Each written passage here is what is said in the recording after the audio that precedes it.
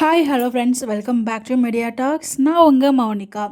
இன்றைக்கி எபிசோடில் தாத்தாவோட ஆக்டிங் ரொம்பவே எமோஷ்னலாக இருந்துச்சு. அப்படியே கண் கலங்கிட்டாரு. ரொம்ப இயல்பாக வந்து நடிச்சிருந்தார் நம்ம தாத்தா.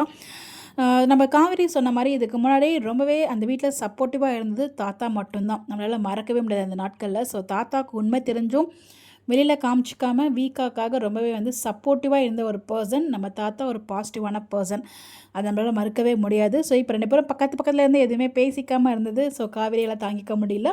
அதை ஓப்பனாகவே கேட்டு அதுக்கப்புறம் பேசுகிறாங்க.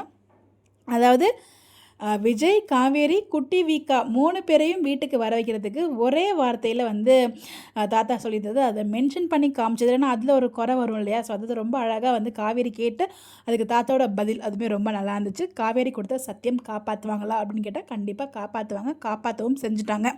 பிடிஎஸ் நமக்கு கிடச்சிருச்சு. காவேரி வந்து விஜய் மட்டும் வந்தால் போதுமா தாத்தா அப்படிங்கும்போது, நான் எங்கே அப்படி சொன்னேன், அவனை அனுப்பி வைக்க சொல்லலையே, ஒன்றையும் சேர்ந்தானே வர சொல்லியிருக்கேன். அந்த ஒரு வாரத்திலே வந்து பார்த்திங்கன்னா விஜய், காவேரி, குட்டி வீக்கா வந்து தாத்தா இன்வைட் பண்ணியிருக்காரு. ஸோ வந்து காவேரியுமே அதை புரிஞ்சுக்கிட்டாங்க. ஸோ விஜய் இல்லாமல் அந்த வீடு எவ்வளோ மிஸ் ஆகுது அப்படிங்கிறத ரொம்ப அழகாக வந்து அதை அவங்களோட எக்ஸ்ப்ரெஷன்லேயே காமிச்சிருந்தாங்க. அதை ரசிக்கவும் செஞ்சாங்க. அது ரொம்பவே நல்லா இருந்துச்சு.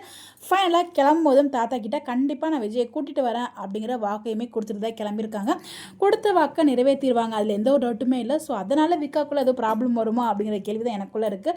ஏன்னா விஜய் அதில் வந்து கண்டிப்பாக ஒத்துக்க மாட்டார். ஸோ நம்ம எதிர்பார்த்த மாதிரியே தாத்தாவோ இல்லை காவேரி இதுக்கு ஸ்டெப்ஸ் எடுப்பாங்கன்னு நினச்சேன். பட் தாத்தா கேட்டதுனால காவேரி வந்து ஸ்டெப்ஸ் எடுத்து இங்கே கூட்டிகிட்டு வராங்க. இது எப்படியோ விஜய் வந்துடுறாரு. நம்ம அதுக்கான பிடிஎஸ் பார்த்தாச்சு. ஸோ என்ன சொல்லி எப்படி வந்து காவேரி விஜய் எங்கே கூட்டிகிட்டு வராங்க, என்ன ட்ராக்காக இருக்கும், உங்களுக்கு எதுவும் கெஸ் இருந்தால் கமெண்ட்டில் ஷேர் பண்ணுங்கள். உங்களோட ப்ரெடிக்ஷனை ஷேர் பண்ணுங்கள். அதை பற்றி நம்ம டிஸ்கஸ் பண்ணுவோம். இந்த மாதிரி எப்படி தெரிஞ்சுக்க நம்மளோட சேனலை ஃபாலோ பண்ணிக்கோங்க. Bye bye.